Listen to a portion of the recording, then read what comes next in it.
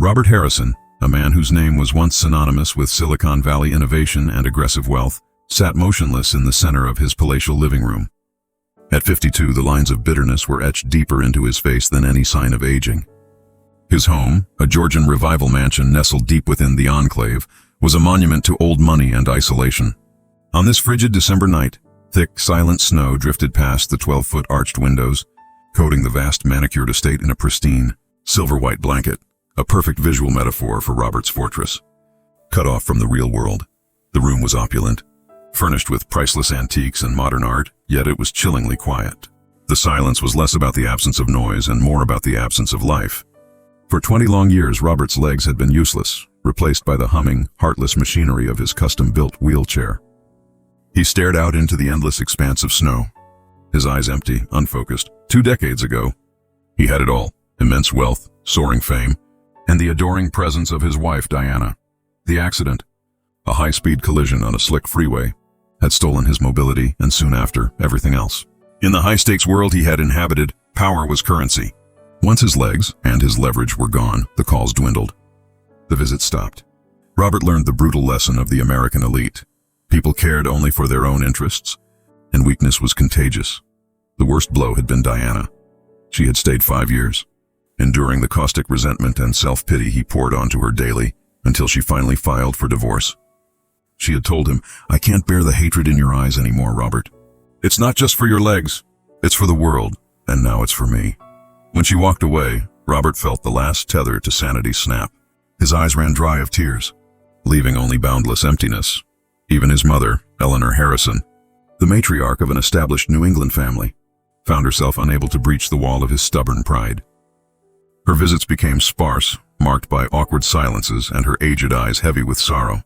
She urged him to reconnect, to find a new purpose, but Robert had built an invisible barrier, a defiant resistance to joy. Now their contact was reduced to stiff, brief phone calls. Robert let out a soft, painful sigh, the sound barely audible in the cavernous room.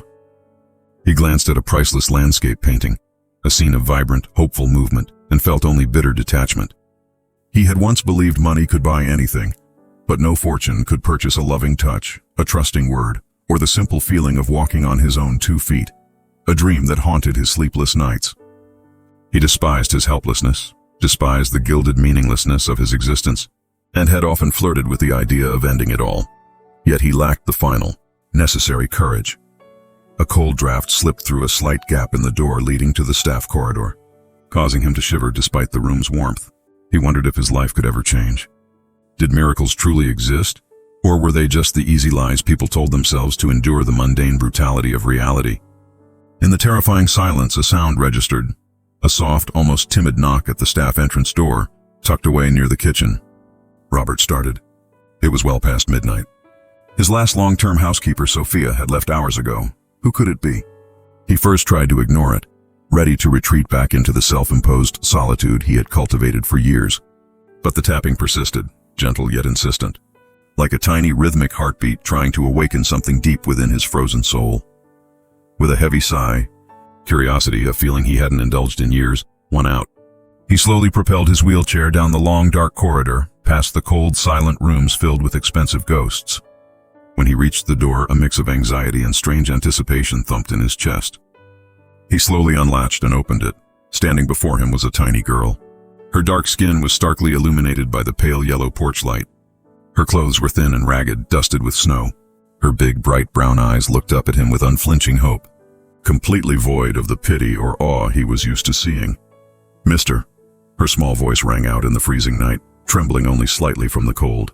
"I'm so hungry. Do you have any leftovers you could spare?" Robert froze, utterly captured by the sincerity in those eyes. The girl was an African-American child, clearly from the low-income housing across the highway, the world the Enclave pretended didn't exist. He was unaware that in this moment, his lonely, frozen world was about to be irreversibly altered by a single, honest plea from Jasmine Thompson, a 6-year-old girl who saw only a person, not a prisoner of wealth and paralysis. Robert froze, utterly captured by the sincerity shining in Jasmine's wide, clear brown eyes. The pale porch light softly illuminated her delicate face, highlighting the smooth ebony of her skin against the biting cold of the winter night. She stood there, shivering visibly in her threadbare coat, Yet her gaze was fixed on him without a hint of fear or hesitation. Only the simple, raw need of a hungry child. He cleared his throat softly, trying to mask his shock and discomfort. Robert was accustomed to wary glances, awkward pity, or the feigned admiration people offered when they saw his wealth. He was certainly used to the quick, dismissive looks people gave when they realized he was paralyzed. But this girl seemed oblivious to his extravagant wheelchair, unafraid to stand before a wealthy white man on his private doorstep. "Did you say something?" Robert asked, his voice softer and more uncertain than he intended. Jasmine gently brushed aside her tangled, snow-dusted curls and looked up at him again, her small voice trembling but clear. "I'm so hungry, sir. Do you have any leftovers?" Robert felt a sharp, unfamiliar pang in his heart. How long had it been since anyone had spoken to him with such stark simplicity and honesty? How long since anyone saw him merely as a person, rather than his money, his influence, or his crippled legs? He studied her. She wore a thin, worn coat, one pocket ripped open, revealing the flimsy fabric underneath. Her sneakers were tattered, allowing tiny ash-colored toes to peek out, already turning slightly blue from the freezing air. The image stirred an inexplicable ache in him. Instinctively, he looked past her, across the deserted upscale street, and realized she must have come from the dilapidated row of apartments, the projects, crammed behind the highway overpass. A sliver of poverty he had deliberately ignored for decades. "What's your name?" he asked, his tone softening with a concern he didn't quite understand. "Jasmine Thompson," she replied without hesitation, her small voice carrying a surprising confidence that belied her worn appearance. Robert nodded slowly. "Do you live nearby?" "Yes, sir. My mom and I live in one of the apartments across the street. She often works very late," Jasmine said, nodding toward the forgotten buildings opposite his fortress. Robert turned to look where she pointed. He realized he had been so isolated in his self-pity that he'd never even acknowledged the impoverished community just steps from his estate. A flush of shame rose in him. How selfishly he had lived, locked away in his gilded cage. "Then why didn't you wait for your mother to come home and eat together?" he asked gently. "My mom works 3 different jobs, sir. Sometimes she gets home really late. Today, our kind neighbor said rich people always throw away good food," Jasmine explained matter-of-factly, as though her action were perfectly ordinary and sensible. "So I thought I'd ask you." Robert's chest tightened at her blunt honesty. He fell silent for a moment, watching the little girl shiver uncontrollably. He had mountains of wealth, a fortress to keep the world out, and a lifetime of self-pity. This child had nothing but honesty and desperate need. Then, without hesitation, he opened the door wider. "Come inside. It's too cold out here. I'll get you something to eat." Jasmine stepped into the house tentatively, her eyes widening at the unbelievable opulence surrounding her. Priceless treasures and sheer extravagance stretched out before her like a whole new world. Yet Robert was most struck by the total absence of greed or envy in her reaction. Only a childlike curiosity glowed in her gaze. He led Jasmine into the enormous, professional-grade kitchen and retrieved a platter of food that had been prepared for his dinner, most of it untouched. A small roast, some fresh vegetables, and bread. Jasmine accepted the platter with deep, quiet gratitude. But instead of immediately digging in, she looked up at him earnestly, holding the heavy plate steady in her tiny hands. "Do you want me to help you?" she asked. Robert chuckled softly, a rusty sound he hadn't made in years. "Help me? What could a little girl like you possibly do?" "I can help you walk again," Jasmine said with utter seriousness, her wide eyes locked on his. Robert's smile instantly vanished, his eyes flashing annoyance. Surely she was mocking him, parroting some phrase she'd heard on television. He was about to refuse outright, to deliver a cold, cynical rebuke, but the clear sincerity in her innocent gaze stayed his tongue. There was no trace of ridicule. She truly, profoundly believed she could help him. "Are you joking?" he managed, fighting to keep his voice calm and even. "No, sir, I'm not joking," Jasmine answered firmly. "My mother always says that kindness and love can heal anything. If you help me not be hungry, I'll surely be able to help you." Robert looked into her eyes again and saw nothing but purity, faith, and sincerity. He remembered the countless renowned specialists, the costly treatments, the painful surgeries he'd endured over 20 years, all to no avail. How could this tiny girl claim to do what the entire medical world had failed to do? Yet something in Jasmine's unwavering belief stirred a spark of hope in him, a feeling he hadn't felt since before the crash. He looked down at the food he was willing to throw away, and then at the profound belief she was offering in return. "All right," he whispered, a strange conviction settling over him. "I'll agree. But only because you are hungry and cold, not because I believe in the miracles you speak of," Jasmine beamed. Her radiant smile, the first true warmth that had touched Robert's icy heart in years. The miracle has already begun. "Mr. Robert," she declared, her voice ringing with the certainty of a prophet. Outside, the snow continued to fall heavily, but for the first time in 2 decades, Robert felt a seismic shift within him. And it all began with a strange little black girl on his doorstep on a freezing winter night. The next morning, the mansion still smelled faintly of the rich, cold air Jasmine had brought in. Robert woke up early, the memory of the little girl's radiant smile, a persistent, unsettling warmth in his chest. He felt an alertness he hadn't experienced in years. He was still processing the profound simplicity of her request and his ridiculous, hopeful agreement, when Sophia, his longtime white housekeeper, arrived. Her stern face immediately registered disapproval of the slight mess in the kitchen. Sophia had worked for Robert's family for decades, and her loyalty was matched only by her rigid adherence to the Enclave's social order. Robert, with a strange lightness, told her about the midnight visitor. He tried to recount the story as a touching anecdote, but Sophia's expression hardened with every detail. "You can't trust a random child like that, Robert," Sophia stated, her voice tight with unvarnished class and racial prejudice. She didn't mince words. "Especially a little black girl from that neighborhood. They know you're rich. They'll exploit your kindness." Robert recoiled slightly. He was accustomed to Sophia's old-fashioned biases, but hearing them aimed at Jasmine, whose eyes held only honesty, sparked a foreign protective anger in him. "Sophia, she is 6 years old." "She was cold and genuinely hungry," Robert retorted, his voice firmer than he intended. "I found her entirely sincere." "Sincere?" Sophia scoffed, her eyes narrowing with deep distrust. "Robert, how many people have taken advantage of your wealth since the accident?" "You've been isolated. You're vulnerable. Don't let yourself make that mistake again. Her mother is likely putting her up to it." Sophia's words stung because they echoed the bitter cynicism that had been Robert's operating principle for 20 years. Had he been too naive?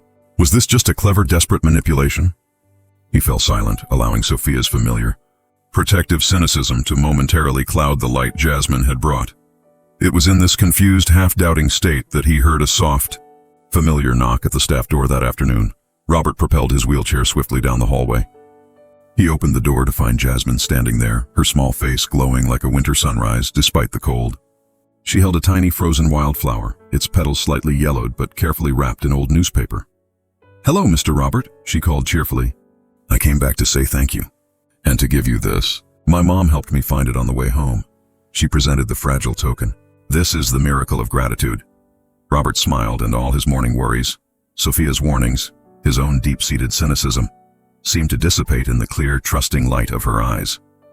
He accepted the flower with genuine warmth. "Thank you, Jasmine. This truly is a beautiful gift." Jasmine beamed. Then her expression turned serious. "Mr. Robert, your legs must hurt a lot, right? How long has it been since you could walk?" Robert was taken aback by the directness of the question, but her sincerity disarmed him. He couldn't refuse the truth. "Yes, Jasmine. I was injured many years ago. The doctors say I'll never walk again. But the doctors don't know everything, do they?" Jasmine said softly, stepping closer. "May I touch your knee once?" Robert hesitated. Her request was innocent, yet profoundly intimate. He nodded slowly, giving her permission. Jasmine moved forward and placed her tiny, slightly cold hand directly on his paralyzed knee. In that instant, Robert felt a strange, profound warmth ripple through him. It was not a clear physical sensation in his legs. There was no immediate twitch or sign of recovery. Instead, it was a sudden, powerful peace that spread through his heart, as if her small hand had reached the deepest, coldest part of his soul. It was a release, a moment of quiet grace he hadn't experienced since before the accident. He looked down at her, eyes wide with curiosity. "Why are you doing this, Jasmine?" "I'm sending love and faith to your legs," she replied earnestly, her eyes shining with conviction. "My mom always says that if you truly believe in love, miracles can happen." "We're a team now." Robert studied her closely. In that moment, he saw past the ragged clothes and the impoverished background.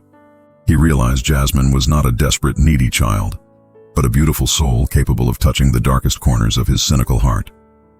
He saw her now, not with pity or curiosity, but with deep respect and an unexpected sense of gratitude.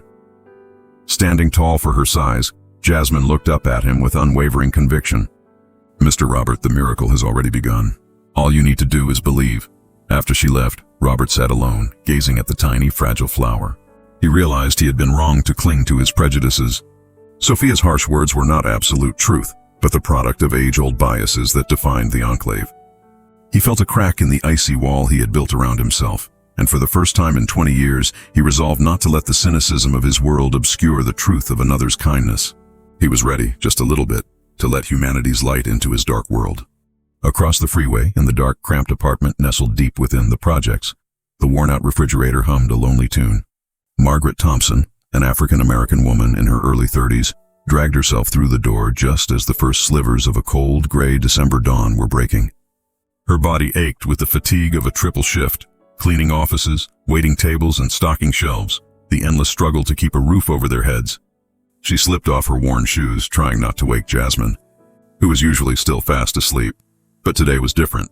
Jasmine was already awake, perched on a stool at their small chipped kitchen table, her eyes wide and sparkling with an almost unbelievable excitement. Before Margaret could even shed her coat, Jasmine launched herself at her mother, a whirlwind of boundless energy. "Mama! Mama, look what I have!" Jasmine exclaimed, pulling Margaret toward the table. Margaret, too tired to respond with anything but a weary smile, saw a plate covered with foil.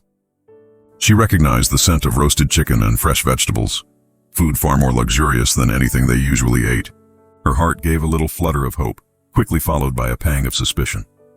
"Where did this come from, baby?" Margaret asked, her voice soft but tinged with a sudden wariness. The revelation came in a joyful, innocent torrent. Jasmine proudly presented the leftovers, recounting her adventure, the long walk in the snow, the grand house, the kind white man in the wheelchair, and the incredible miracle he was now a part of. She spoke of Robert Harrison with absolute, unwavering faith, oblivious to the terrifying implications of her story for her mother. Margaret listened, every word from her daughter's innocent mouth sending a fresh wave of ice-cold panic through her veins.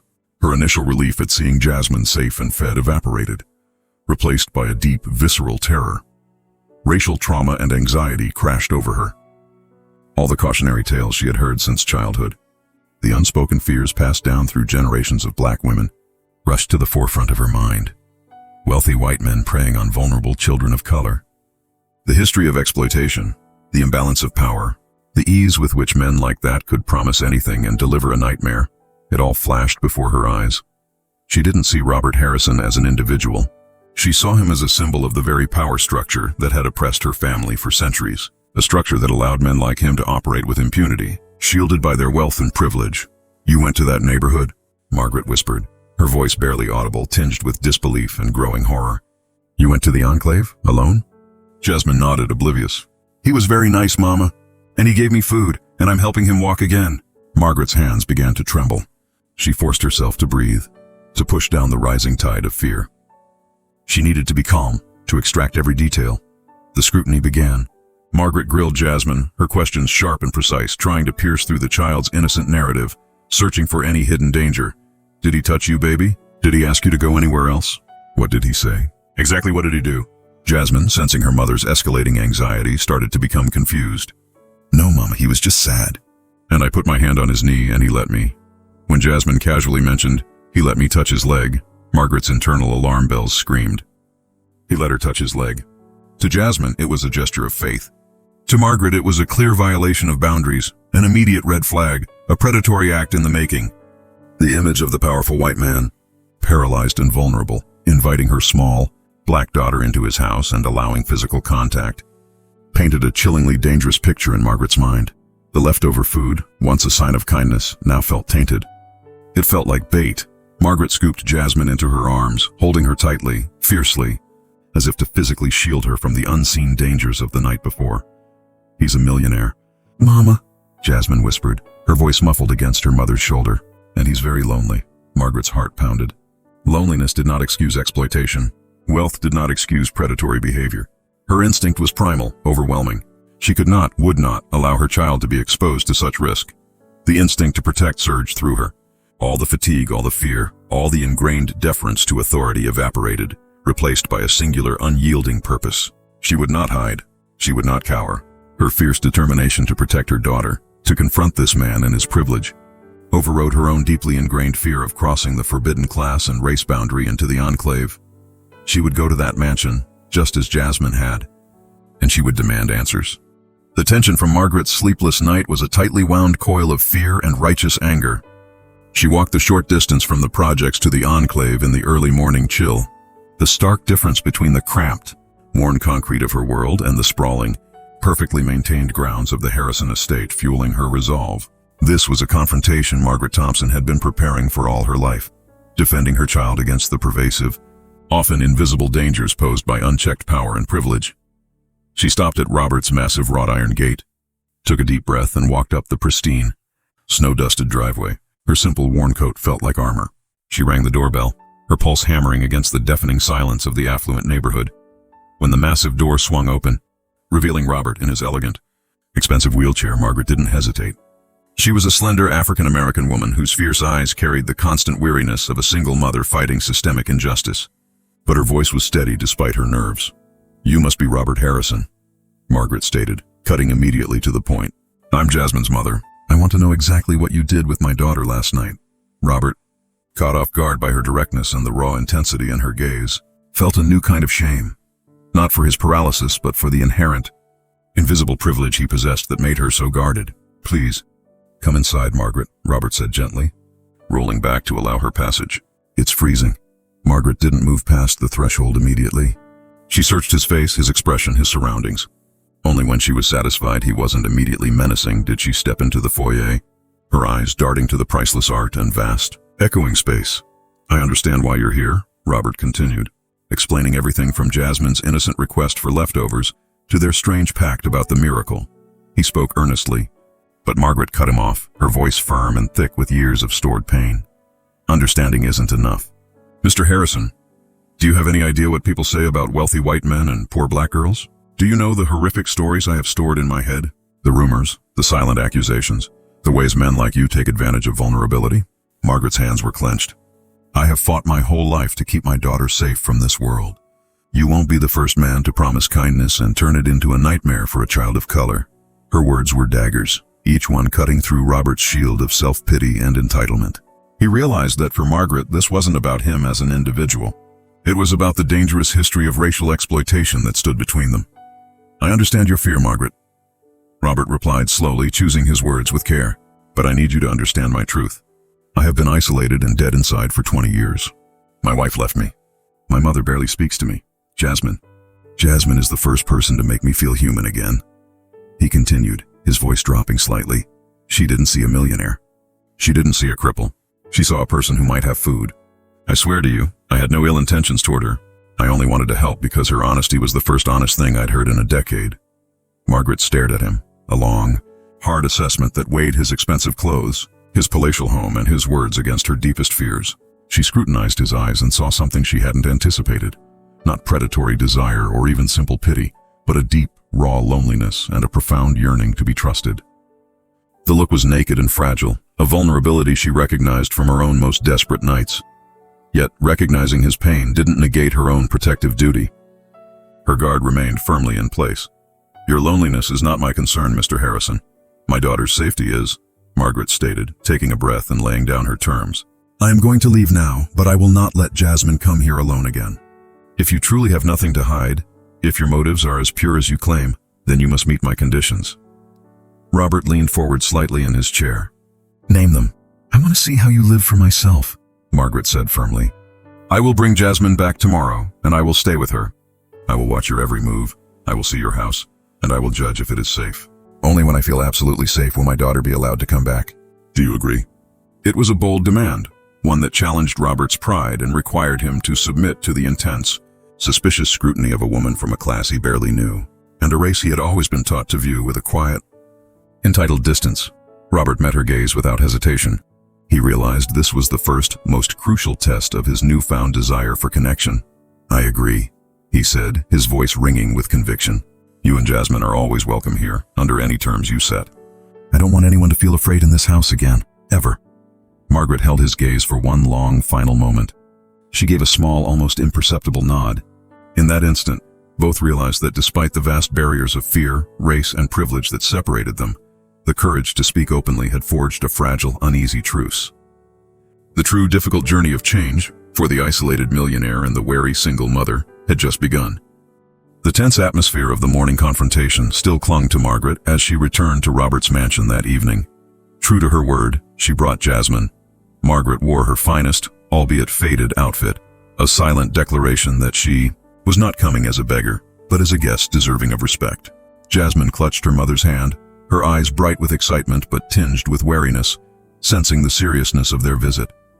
Stepping through the tall iron gates and onto the perfectly maintained lawn of the Enclave felt alien and intimidating to Margaret. The cold, white brick walls of the mansions seemed to symbolize the very distance and prejudice that had divided their worlds for generations. As they neared the brightly lit front door, where Robert's silhouette waited patiently, a gleaming, black luxury SUV, a Mercedes-Benz G-Wagon, pulled up slowly beside the curb. The driver's window smoothly rolled down, revealing the sharp, judgmental face of Dolores Mayfield, a wealthy neighbor notorious for her vicious remarks about the undesirables living outside their borders. Dolores's eyes swept over Margaret's simple coat and Jasmine's second-hand boots, then flicked to the Thompsons' direction with overt contempt. She made no attempt to lower her voice. "Well, look at this," Dolores drawled, her voice cutting across the quiet street. "Harrison's hosting the neighborhood beggars now? What an absolute disgrace. The standards are really dropping in the Enclave." Her words were meant to carry, and they did. A middle-aged man walking his poodle slowed his pace to give Margaret and Jasmine a scornful, lingering look. A woman nearby stopped her jog, shaking her head and whispering comments about the Thompsons daring to set foot in the rich folks' domain. Margaret felt each cruel remark like a dagger to her pride, a reminder of the constant, invisible violence that threatened her and her daughter every day. Jasmine squeezed her mother's hand tighter, her anxious eyes looking up for reassurance. But Margaret lifted her chin. She refused to let them see her fear. This moment was a test, not just for Robert, but for her own dignity. She quietly led her daughter forward, absorbing the silent hatred and hidden scorn, determined not to let their hesitation make them a target. The massive front door swung open, and Robert, his face bright with a rare warmth, greeted them. He had meticulously prepared the living room, a small table with steaming tea and simple, elegant pastries, arranged not as an extravagance but as a sincere welcome.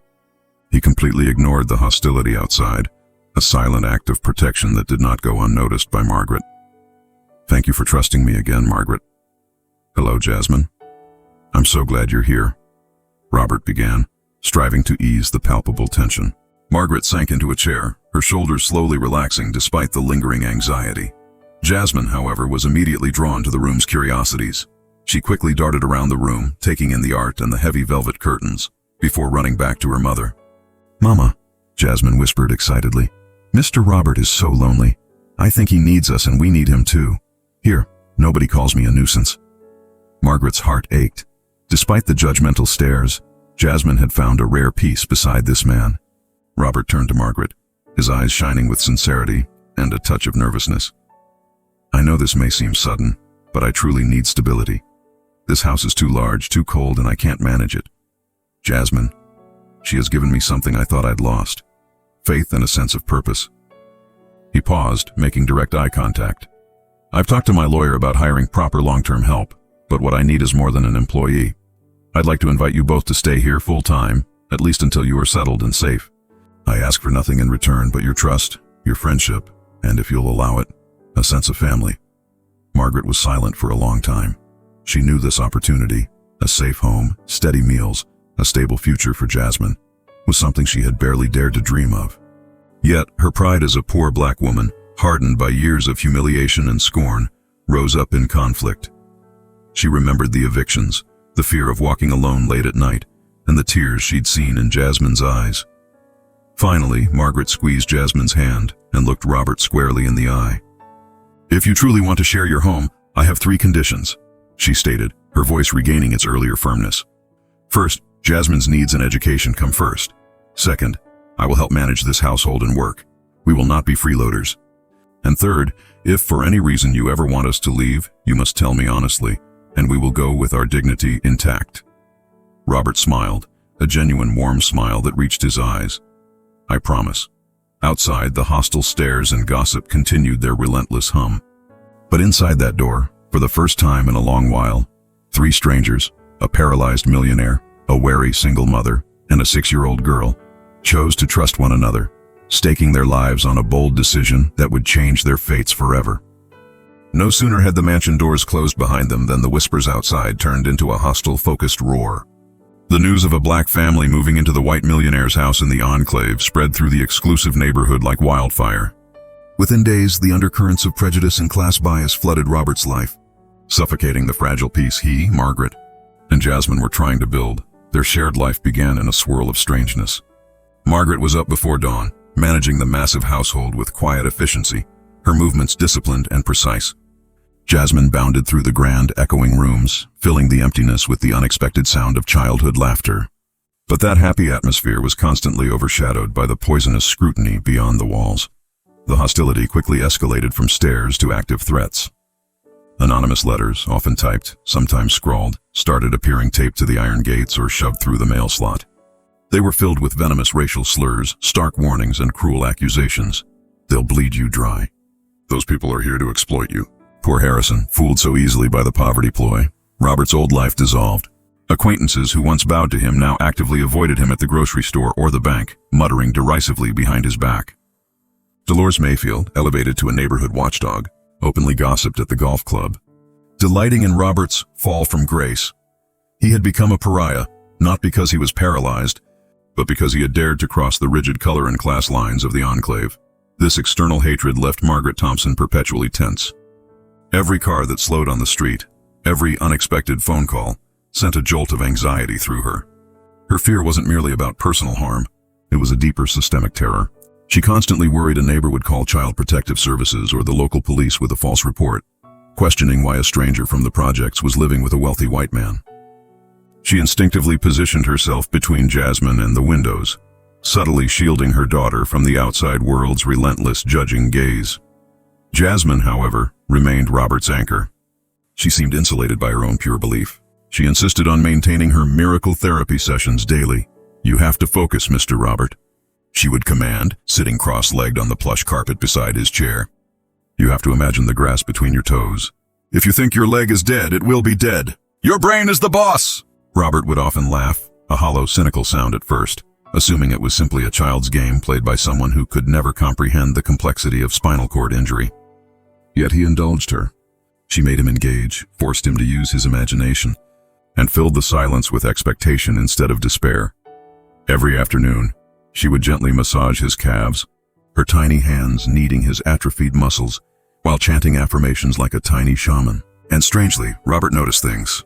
The faint tingling he'd first felt when she touched him grew slightly stronger. Sometimes after a session, he would feel a subtle warmth lingering in his lower limbs, followed by a momentary, ghost-like pinch of pain, a sensation he hadn't experienced since the early days of his injury. One night, lying alone in the profound darkness of his massive bedroom, the silence punctuated only by the wind outside, Robert felt a sudden, undeniable jolt. It wasn't pain or warmth or tingling. It was a localized, concentrated effort in his right foot. He was still frozen in disbelief. He focused all his will, pushing all his mental energy toward his extremity. And then it happened. His right big toe twitched. The movement was tiny, no more than a millimeter, an insignificant flutter in the vast, dead expanse of his leg. But it was real. It was not a hallucination. It was the first distinct voluntary sensation in nearly 20 years. Robert lay there, stunned. His heart hammered a frantic rhythm against his ribs. He tried again, focusing until his face flushed with effort. Nothing. The toe was still. But he knew what he had felt. In that moment, all the cynicism, all of Sophia's warnings, and all the venom of the Enclave dissolved. He was seized by a fierce, trembling conviction. He wasn't imagining things. He knew with an impossible certainty that this tiny shift was a response to the unwavering, irrational faith of the 6-year-old girl. He spent the rest of the night awake, watching the clock, waiting for the dawn. He knew, implicitly, that he had to tell Jasmine, but also that this fragile, incomprehensible hope had to be protected at all costs from the hostile world waiting outside his window. The tension in the Harrison mansion had been building for weeks, an unseen pressure cooker fueled by the neighbors' hostility. It finally erupted one Saturday morning when Eleanor Harrison, Robert's mother, swept through the front door. Eleanor was the living embodiment of the Enclave's old-money aristocracy.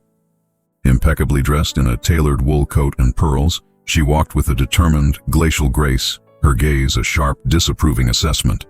She bypassed the formal sitting room and immediately went toward the heart of the home, her sharp, cold eyes sweeping over the familiar space, now subtly altered by Margaret and Jasmine's presence.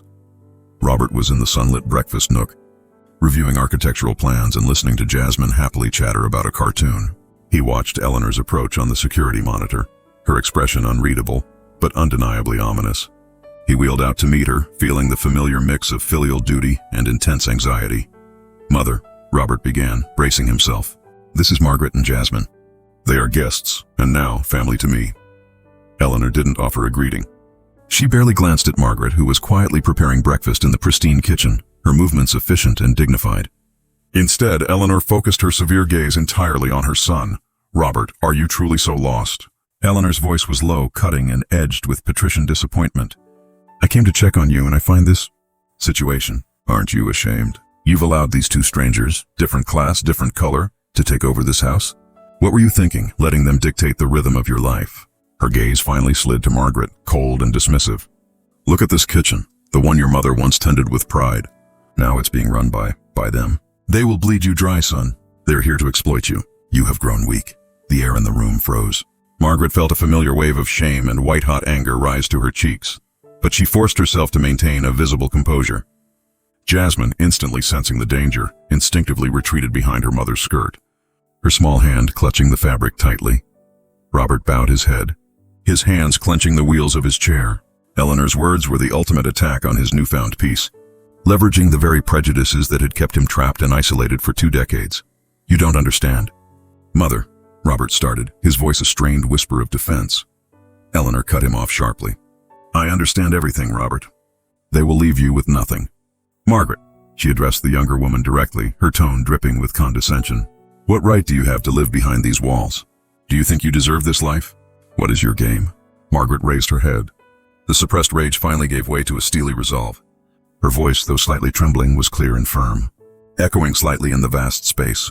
"I come as a mother, Mrs. Harrison. I am a woman who works tirelessly for her child, and a person of dignity," Margaret asserted, stepping slightly forward, shielding Jasmine. "I have not taken a penny of Mr. Harrison's wealth. I work here. I am not here begging for white pity or charity.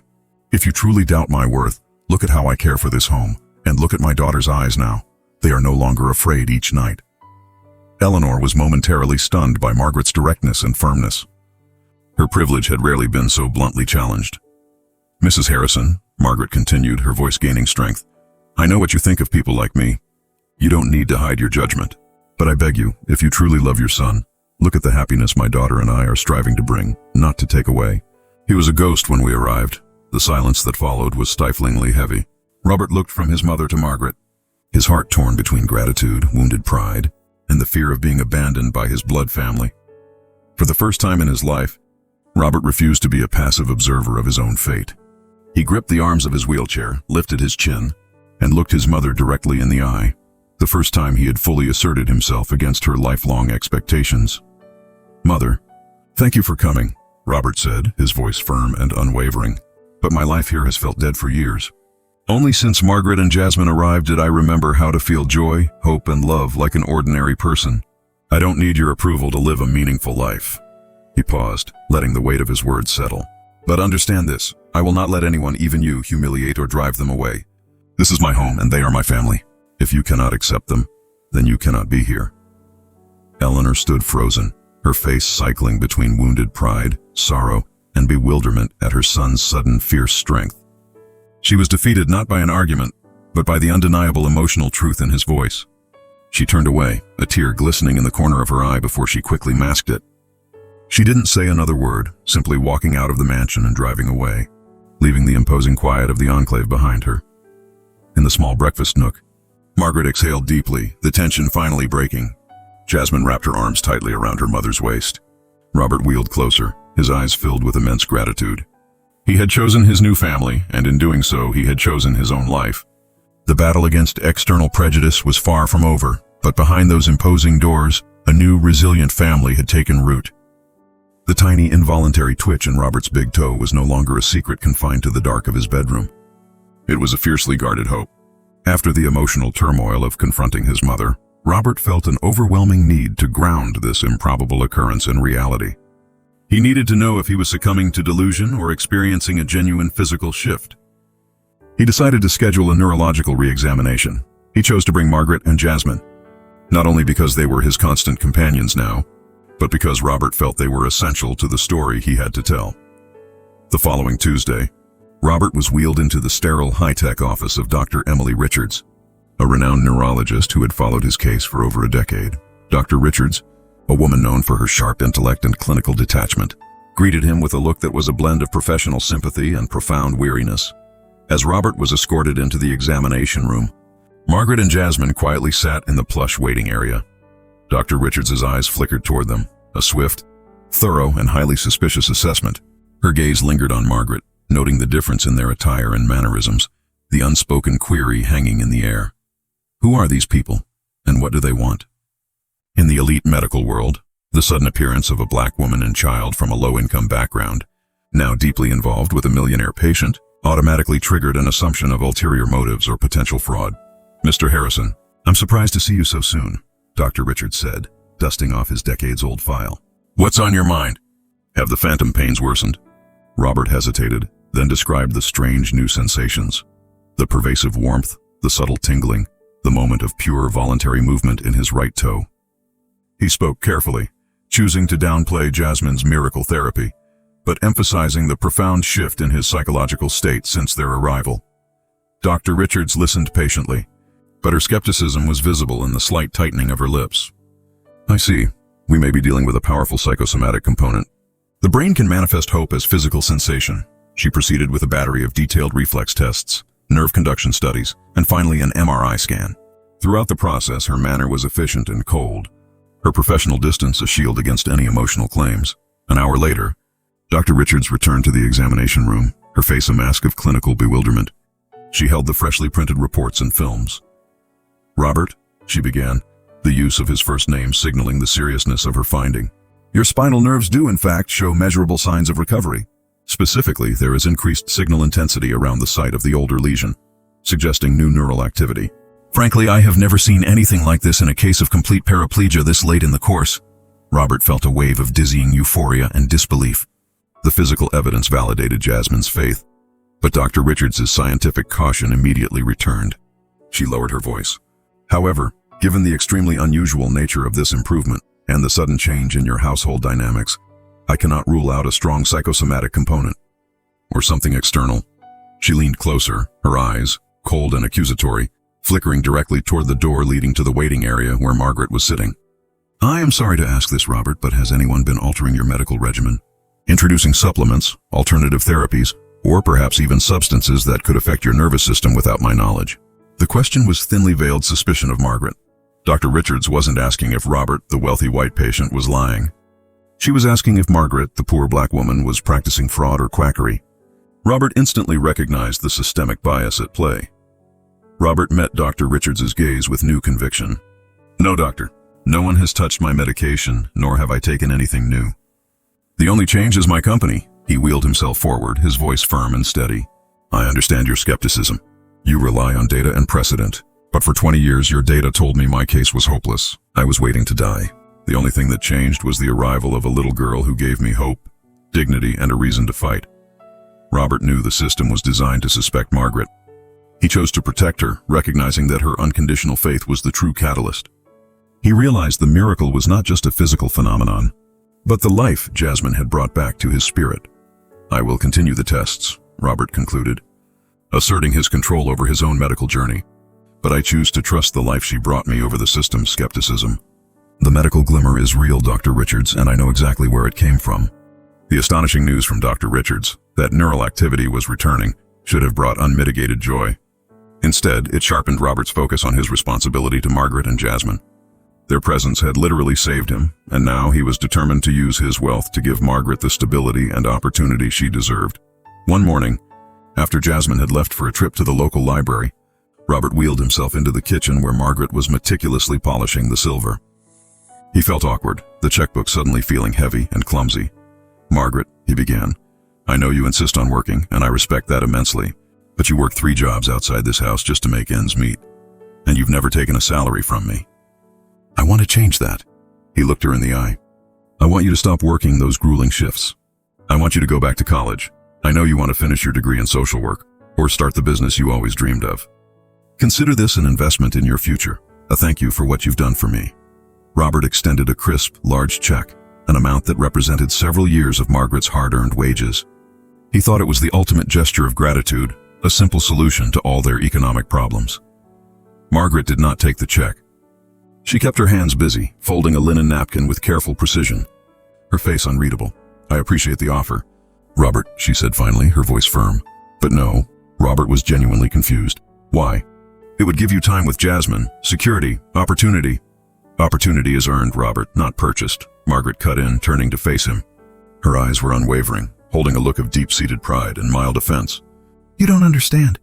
You were born with everything. For people like us, our self-respect is the only asset we cannot afford to lose." She placed the napkin on the counter, emphasizing her point. "I won't be your charity project, Mr. Harrison. I will not let my child watch me trade my independence for a handout. My coming here was conditional on my working, on my maintaining my dignity. If I take that check, I become dependent. I become your ward, not your partner, and that is a compromise I will not make." Margaret's refusal struck Robert with the force of a revelation. He realized that even his most generous impulses were still rooted in the easy, thoughtless assumptions of his privilege. His offer had been a transaction, a way to fix Margaret's life with money rather than truly supporting her independence. He understood then that true help meant respecting her pride, no matter the cost. He gently pulled the check back. "I apologize, Margaret. I truly didn't understand." "Now you're learning," she said, a hint of a soft smile finally touching her lips. "That is the miracle I am trying to give you." Their lesson, however, was violently interrupted later that week. One cold evening, as Robert, Margaret, and Jasmine were having dinner in the formal dining room, a quiet act of normalcy, the air was shattered by a sudden, terrifying crash. A brick, wrapped in a thick, dark cloth, had been hurled through the 12-foot window overlooking the front lawn, scattering shards of glass and cold wind across the priceless antique rug. The projectile landed with a sickening thud inches from Robert's wheelchair. Margaret shielded Jasmine instantly, pulling her tight under the heavy dining table. Robert, despite the panic, saw the note fluttering on the remnants of the brick. He drove his chair forward and snatched it up. The message, crudely scrawled, was dripping with vitriol. "Gold-digging race traders. Get the trash out of our neighborhood. Your money won't save you." Margaret, trembling but furious, immediately called the police. When the officers from the local precinct, mostly white, visibly bored and instantly recognizable as part of the Enclave's power structure, arrived, Robert expected a professional investigation. Instead, their attention immediately focused on Margaret. "Ma'am," the taller officer said, ignoring Robert, who was holding the note, "can you explain why you and your daughter are residing at this address? Are you related to Mr. Harrison?" Margaret, her voice tight with suppressed indignation, explained her arrangement. The officer persisted, his tone growing more suspicious. "And you have no family members who might harbor a grudge against the owners of this property? Perhaps someone from your previous neighborhood?" He pressed, subtly implying that the threat had originated from her community, not the wealthy, white neighbors. Robert tried to interject. "I received the threat. It's clearly aimed at me for allowing them to stay." The officer barely glanced at him. "Mr. Harrison, we need to establish a context here." "Ma'am, we need to see your identification and confirm your residency status here and at your previous address." Margaret complied, her face set in stone. The entire interaction, from the dismissive tone to the misplaced focus of the investigation, was a cruel public reinforcement of her lifelong fear. In the eyes of the authorities, she and Jasmine were the suspects, the disruptors, the potential source of the violence, not the victims of hate crimes in the Enclave. As the police finally left, having taken the note and filed a lukewarm report, Margaret looked at Robert, her eyes burning with exhaustion and a renewed distrust. "See, Robert," she whispered, her voice husky with pain. "That is the difference. You see a broken window. I see the system that automatically assumes the black woman is the criminal. Your money might buy you a new window, but it can't buy us safety from their suspicion." The vandalism had failed to drive them out. But the prejudiced reaction of law enforcement solidified Margaret's fear and deepened Robert's commitment. He knew their fight was no longer just about his legs. It was about the fundamental right to exist with dignity in a world determined to marginalize them. With the medical confirmation of neural activity, however skeptical the doctor remained, Jasmine's daily sessions transformed from an innocent game into a serious, dedicated routine. She became Robert's tiny, uncompromising taskmaster, forcing a rigor that the most expensive physical therapists had never achieved. Jasmine's therapy routine was a blend of relentless physical work and pure, imaginative faith. She insisted on daily massages, which were more like kneading and pummeling of his atrophied muscles, accompanied by bizarre but unwavering instructions. "Now, Mr. Robert, we are doing visualization time," she'd command, sitting cross-legged on the floor. "Close your eyes." You aren't in that chair. You are running on the beach. The sand is cold but soft. Feel the shell under your left foot. Move it in your brain. Robert, once a cynical titan of industry, found himself obeying.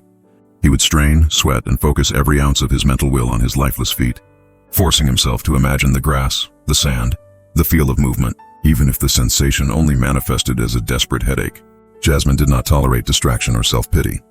If he complained, she simply tapped his knee and said, "Only dead people give up, Mr. Robert. You're not dead yet." The sessions were exhausting, often ending with Robert collapsing back in his chair, frustrated by the lack of response.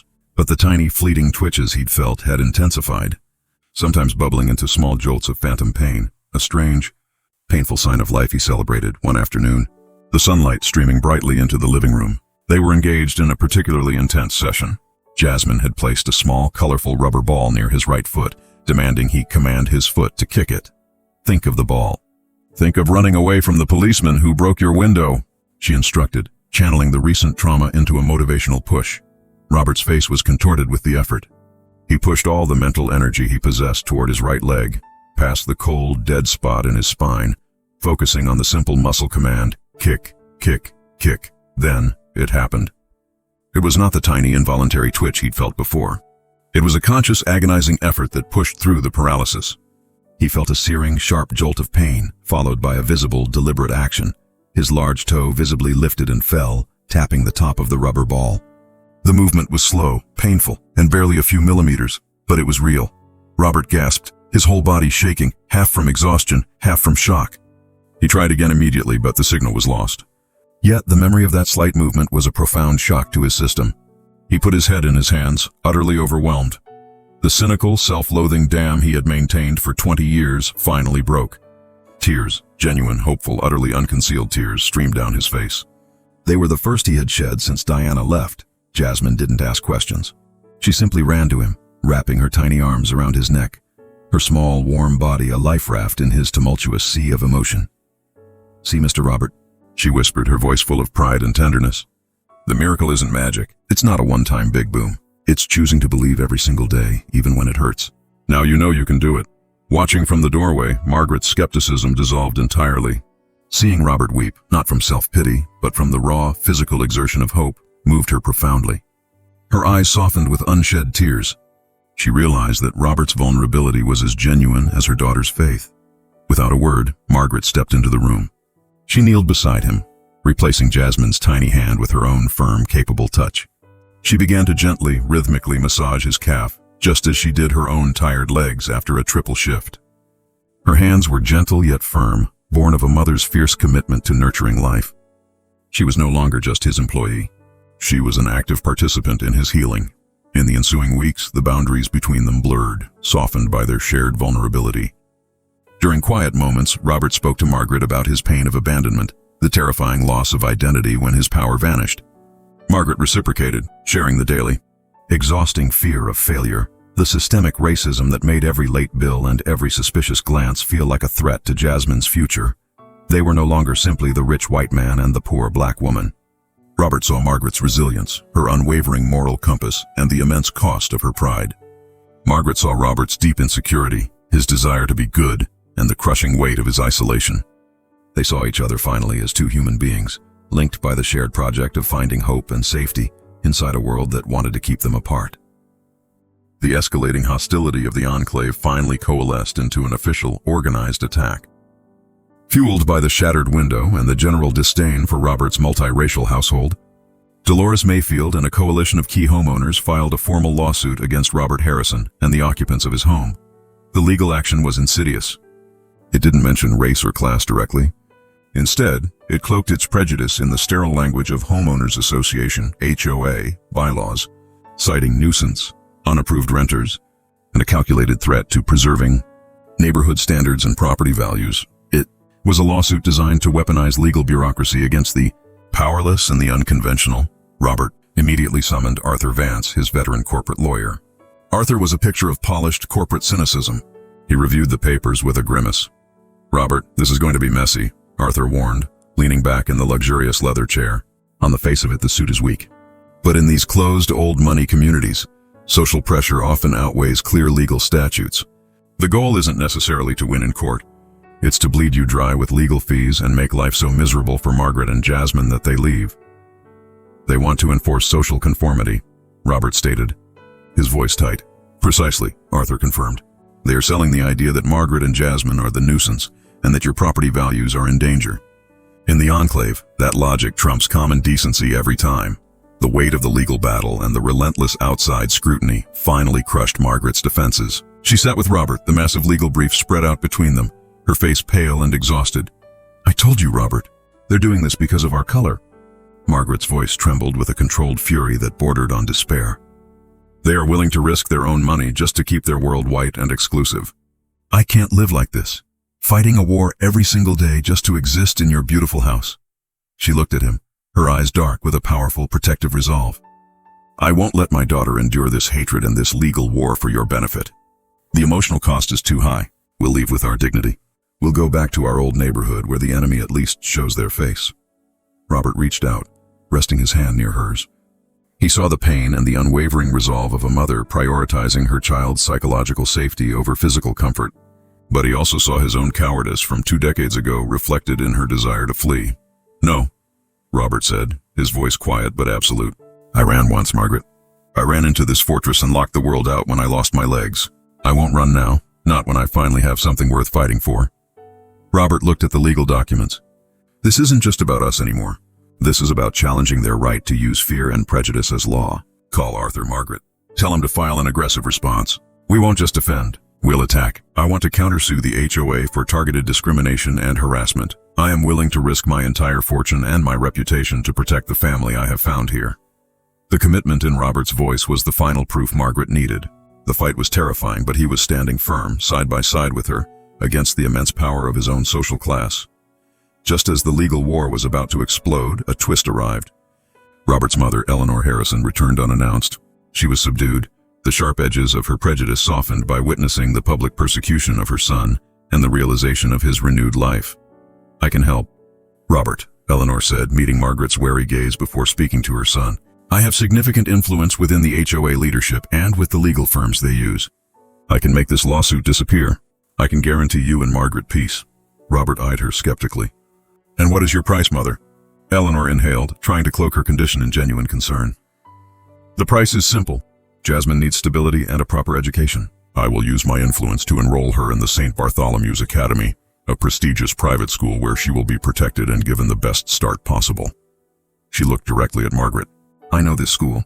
I will personally ensure she is not marginalized, but it must be my choice of school and my influence that places her there. I will give her the best start possible, and in exchange, the lawsuit goes away immediately. The offer was a profound conditional truce, a pathway to safety through a powerful, established system. But it came with a heavy cost. Accepting Eleanor's help meant tacitly ceding control of Jasmine's foundational education to a woman whose worldview they fundamentally rejected. Robert looked at Margaret. His decision depended entirely on her. To accept meant a guaranteed shield against the HOA's venom and an invaluable education for Jasmine. To refuse meant continuing a terrifying legal fight while constantly exposing Jasmine to hatred. Margaret understood the complexity. The system they were fighting could also be used to protect them. The choice was agonizing, accepting the help of the oppressor to protect the oppressed. The legal inquisition had become a moral and emotional compromise.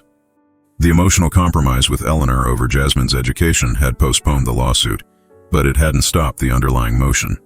The HOA board, eager to put an end to the Harrison scandal, called an emergency community vote to permanently evict Margaret and Jasmine on grounds of violating the restrictive covenants of nuisance and diminished property values.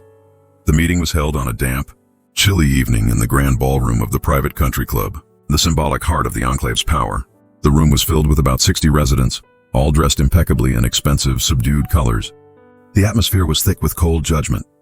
Robert, Margaret, and Eleanor, who sat rigidly apart from the others, were the focus of every hostile stare. Margaret felt the weight of every cold, wealthy white face in the room pressing down on her. The meeting began with the dry recitation of rules and procedures. Then, Dolores Mayfield, the spearhead of the opposition, took the floor. She was poised, articulate, and completely merciless. We are here tonight to discuss the preservation of our community, Dolores began, her voice smooth and polished. This is not about hatred, but about standards. Standards of security, standards of behavior, and standards of financial integrity. She presented the argument that Margaret and Jasmine's presence represented a security risk, citing the brick, and a financial liability, claiming their non-conforming status would hurt home prices. She expertly cloaked her deep-seated racial and class prejudice in the acceptable, sterile language of corporate governance. We must maintain the integrity of the Enclave. We must ensure that the individuals who reside here reflect the commitment and values required of this exclusive community, she concluded, her meaning clear to everyone present. When it was time for Robert to speak, he wheeled himself to the front, trembling slightly with a mixture of anger and resolve. He recounted the truth of his new life, his voice ringing with sincerity as he described how Jasmine's simple faith had saved him from 20 years of despair. "I have been a ghost in this house for 2 decades, Robert declared. "And you all allowed it. You are judging Margaret for being poor and being black, but you should be judging yourselves for tolerating a life of such heartless isolation. They brought life back into a dead man's home." Robert's defense was passionate, but Margaret knew it wasn't enough. It only affirmed his position as a rebellious eccentric. She stood up, a sudden striking figure in the hostile room, and walked to the front, taking the floor not as Robert's employee or defendant, but as a righteous mother. "My name is Margaret Thompson," she began, her voice trembling slightly at first, but quickly gaining a powerful quiet force. "I hear you speak of standards, but you don't speak about the standard of hard work. I work 3 jobs to give my daughter a future, while most of you have never worked a day in your lives. You speak of integrity, yet your fear is so great you hide your hatred behind legal papers." She looked directly at the crowd, her fierce gaze challenging their entitlement. "I came to this home to protect my child from fear. Mr. Harrison was a broken man, and my daughter's unconditional love has brought him back. That is not a nuisance. That is a miracle. If you vote to evict us, you are not protecting your property values. You are voting to destroy hope, dignity, and the only genuine human connection I have ever seen in this cold house." Her words hung in the air, a raw, uncompromising moral challenge. Finally, Robert took the mic one last time, making his ultimate definitive stand. He looked directly at the HOA president, his face cold and determined. "If you vote to evict Margaret and Jasmine, you must accept that I will immediately sue every single one of you individually for targeted racial discrimination and malicious harassment." Robert's voice was low, lethal, and absolutely sincere. "I will dedicate my remaining life and my entire fortune to ensuring that this community is publicly exposed and dismantled, legally and financially. I would rather lose every penny I have than lose the only 2 people who taught me what it means to be alive again. Do not test my resolve. The threat was real, massive, and terrifying. These wealthy people understood legal risk far better than moral principle. They could absorb the HOA's legal loss, but they could not afford to risk their private fortunes, their professional reputations, and the invasive scrutiny of a federal civil rights lawsuit from a well-financed enemy. The ballots were cast in a tense, silent ceremony. The HOA president tallied the votes with agonizing slowness. Finally, he cleared his throat. "The motion to evict the occupants of the Harrison residence has failed." The victory was razor-thin. The margin was a mere 3 votes, swayed not by a sudden change of heart, but by the sheer, terrifying conviction of Robert's threat and the undeniable dignity and moral clarity of Margaret's speech. As the room erupted into angry murmurs and hurried departures, Robert wheeled toward Margaret. He placed his hand over hers. They hadn't won the war against prejudice, but they had won the battle for their right to exist. Their bond, forged in fear and defiance, had just been solidified by an act of public courage. The victory at the HOA meeting was a legal triumph, but the emotional cost was immense. Margaret felt an overwhelming exhaustion. She had faced the cold, institutionalized hatred of the white elite and had, against all odds, won the right for her and Jasmine to stay. She was strangely fulfilled. Her dignity remained intact, and Robert had proven his loyalty. Yet she knew the emotional war was far from over. The neighbors would watch, waiting for them to falter, and the strain of being constantly scrutinized weighed heavily on her spirit. For Robert, the battle fueled his resolve.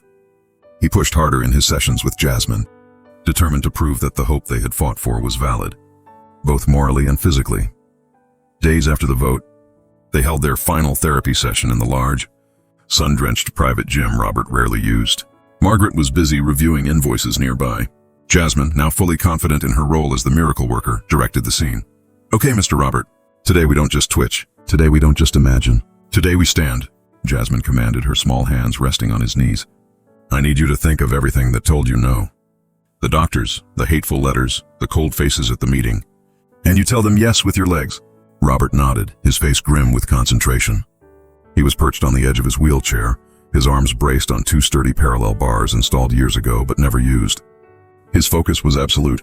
He didn't think about his injury, the technical rupture of the spinal cord, or the medical impossibility. He focused on the sheer, brute force of will, fueled by the burning image of Margaret's brave stand and Jasmine's unwavering belief. 1, 2, 3, push! Jasmine screamed, her voice cracking with the effort of projection. Robert pushed down on the bars with every ounce of upper body strength. He focused the energy, the love, and the anger he had accrued over the last few months. The shame of his isolation, the fury at the racism, the gratitude for his new family, and directed it all toward his lower body. A sudden, fierce jolt ran through his entire frame, a painful, electrical surge that felt like ripping through hardened concrete. His vision blurred for a dizzying second. He heard a tearing sound, perhaps just a tendon stretching, but it felt like a breakthrough. His right leg, which had been dangling uselessly, suddenly stiffened and locked. It was shaking violently, uncontrollably, the result of 2 decades of atrophy and the shock of being commanded to life. But it held weight.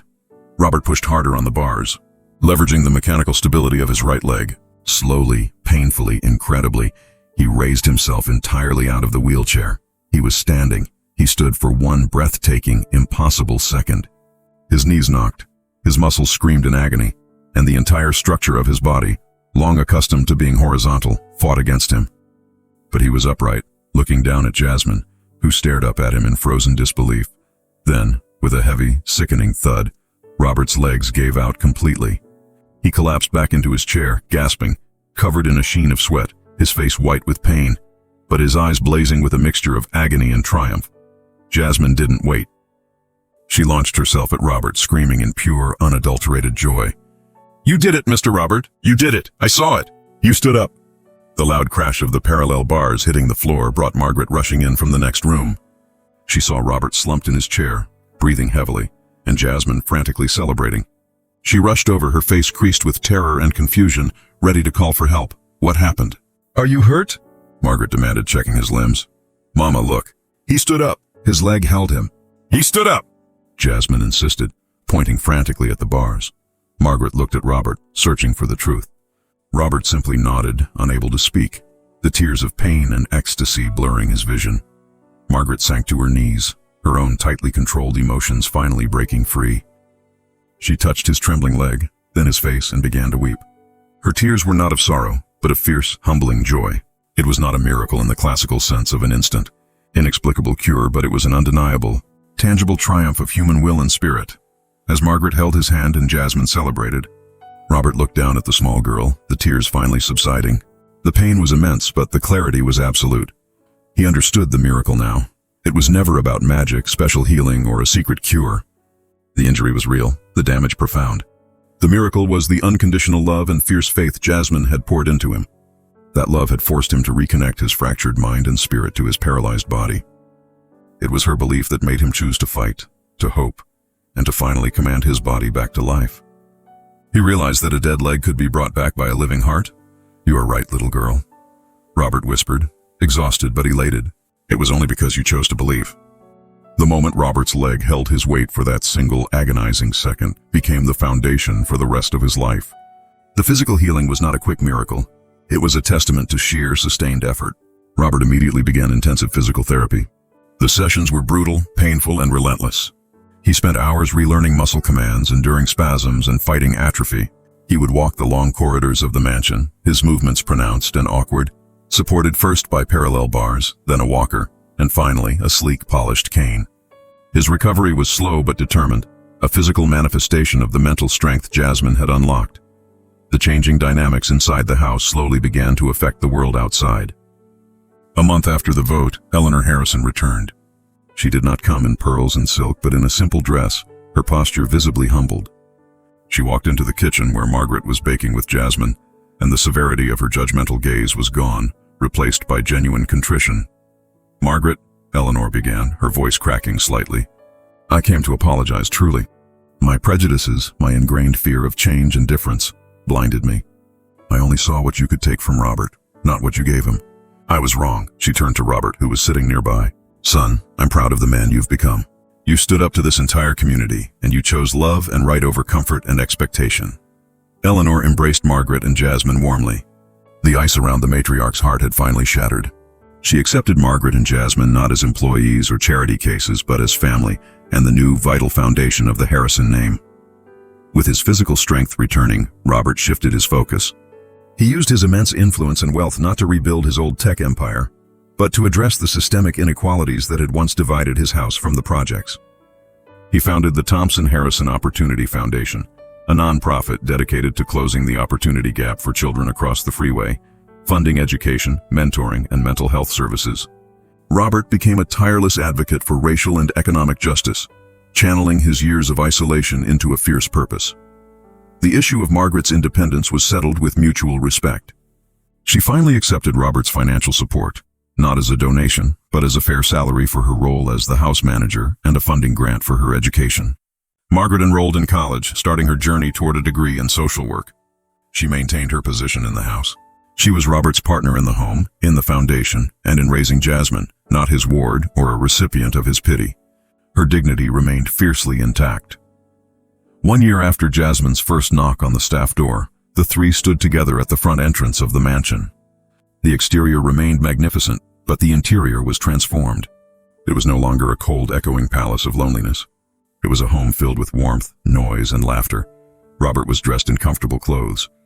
When he walked, it was with a pronounced limp and the steady support of his cane, but he was out of the wheelchair. He was slower than he used to be, but he was present. He was healed, not fully restored, but whole. Jasmine, a year older and wiser, stood between them, her small hand firmly held by Robert's. Robert looked out at the street of the Enclave. He no longer saw the hostility of Dolores Mayfield or the judgment of the passing cars. He saw a community that had failed its own moral test. He looked down at Jasmine and squeezed her hand. "You were right, little girl. The miracle did begin that night." He smiled at Margaret, standing strong and proud beside him. They had pushed aside the entrenched racial and class boundaries that had tried to tear them apart. They had fought the system with their own courage and commitment. Robert led the way down the stairs, putting his weight on his cane, moving forward with slow, deliberate strength. They walked out onto the lawn together, a new, unconventional family. They had not conformed to the Enclave's outdated rules. They had defined their own truth, creating a new standard for what life, family, and healing could look like. Thank you for following the story of Robert, Margaret, and Jasmine. Like and subscribe for more interesting stories.